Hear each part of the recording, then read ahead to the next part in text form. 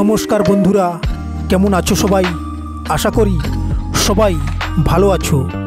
আমি এখন কেরালায় কাজ করছি পরিযায়ী শ্রমিক হিসেবে। এই অচেনা জায়গায় কাজ করতে এসে প্রতিদিন নতুন নতুন অভিজ্ঞতা হচ্ছে। আজ তোমাদের সঙ্গে আমার দিনলিপি, কাজের গল্প আর এই যাত্রার কিছু বিশেষ মুহূর্ত শেয়ার করব। আশা করি তোমাদের ভালো লাগবে। তাই বন্ধুরা, তোমরা পুরো ভিডিওটা দেখো আর আমার এই যাত্রার সঙ্গে থেকো। আশা করি তোমাদের এই ভিডিওটা অনেক অনেক ভালো লাগবে।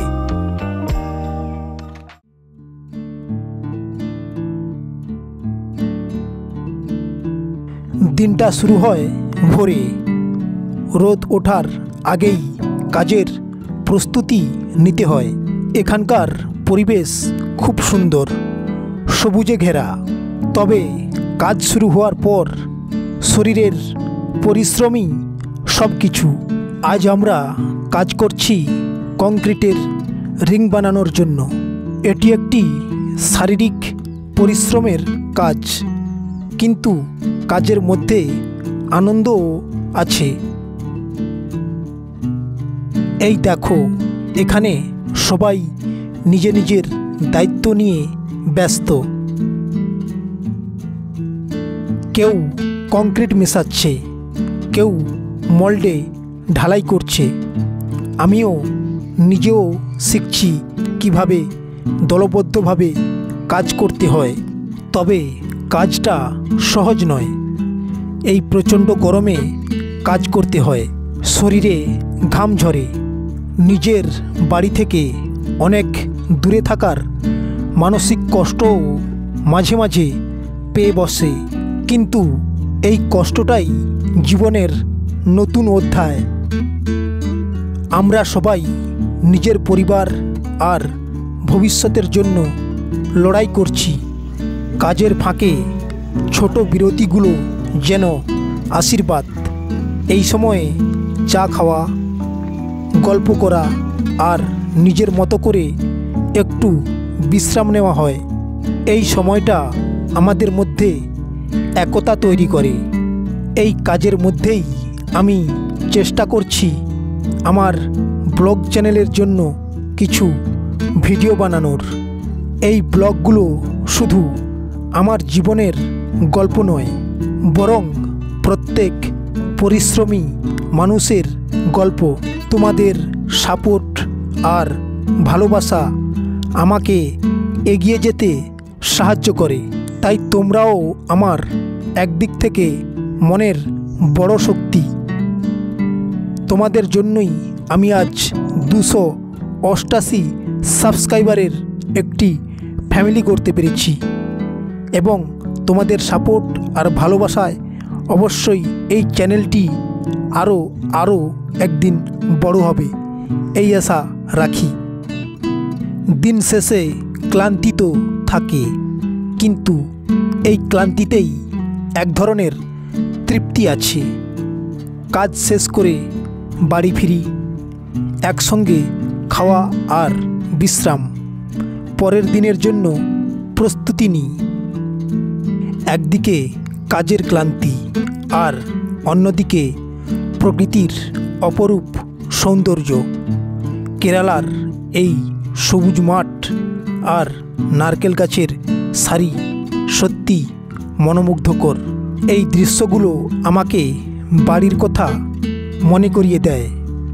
যদিও বাড়ি থেকে অনেক দূরে আছি, তবুও প্রকৃতির মাঝে একটা নিজস্বতার অনুভূতি পাই।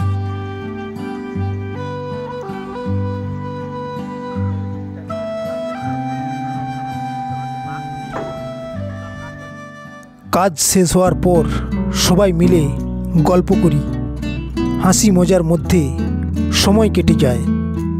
অনেকেই বিভিন্ন রাজ্য থেকে এসেছে, তাই সবার ভাষা আর সংস্কৃতি ভিন্ন।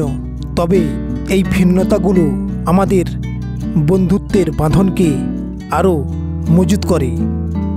একে অপরের থেকে অনেক কিছু শেখার সুযোগ পাই। কাজ শেষে কিছুক্ষণ সময় নিজের জন্য রাখি।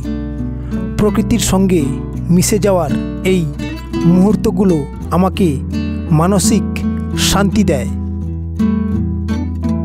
নিজের জীবনের স্বপ্নগুলো নিয়ে ভাবি, ভবিষ্যতের পরিকল্পনা করি।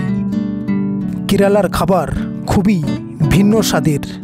নারকেল দিয়ে তৈরি বিভিন্ন পদ আমার খুব ভালো লাগে। তবে মাঝে মাঝে বাড়ির খাবারের জন্য মন কেমন করে। তাই আমরা চেষ্টা করি নিজের মতো করে কিছু রান্না করতে। আজ বানিয়েছি মাছ আর ভাত, যা আমাদের সবাইকে বাড়ির অনুভূতি দেয়। পরিবারের জন্যই তো এই পরিশ্রম। দিন শেষে ফোনে কথা বলি, তাদের খবর নিই। মনের মধ্যে একটা সবসময় আশার আলো জ্বলে থাকে যে একদিন এই কঠোর পরিশ্রম তাদের মুখে হাসি ফোটাবে। আজকের কাজগুলো ক্যামেরাবন্দি করছি। ব্লগ বানানো আমার কাছে শুধু শখ নয়, বরং জীবনের এক টুকরো গল্প তুলে ধরা। আশা করি তোমাদের এই গল্পগুলো অনুপ্রাণিত করবে। তোমাদের ভালোবাসাই আমার অনুপ্রেরণা। রাতে খুব ক্লান্ত থাকি, কিন্তু মনটা খুশি। দিন কাজ আর অভিজ্ঞতা নিয়ে ভাবতে ভাবতে ঘুমিয়ে পড়ি।